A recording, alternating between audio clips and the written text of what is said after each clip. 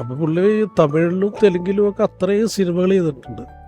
അപ്പോൾ പുള്ളി പറഞ്ഞു വെച്ചാൽ ഈ 505 പടങ്ങളിൽ അഭിനയിച്ചതിൽ എടുത്തു പറയാനായിട്ട് എനിക്ക് 3 കഥാപാത്രങ്ങളേ ഉള്ളൂ എന്ന് പറഞ്ഞു. ഒന്ന് അനിയമ്പാവ, ചേട്ടമ്പാവയിലെ അനിയമ്പാവ, പിന്നെ കാർലോസ്, പിന്നെ തൊമ്മനും മക്കളും.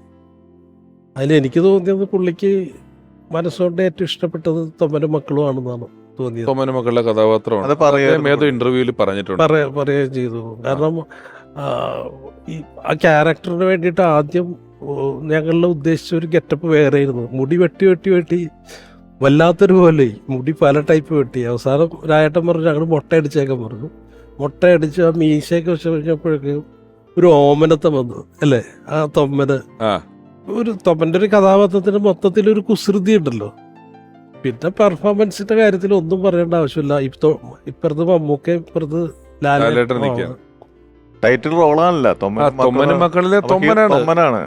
അത് പുള്ളി ഭയങ്കര ഹാപ്പി ആയിരുന്നു അതില്. കാരണം പുള്ളി പറയും അവൻ തന്ന ഗുരുദക്ഷിണയാണ് എനിക്ക് ആ കഥാപാത്രം എന്നൊക്കെ പറയാറുണ്ട് പല ഇന്റർവ്യൂവിലും.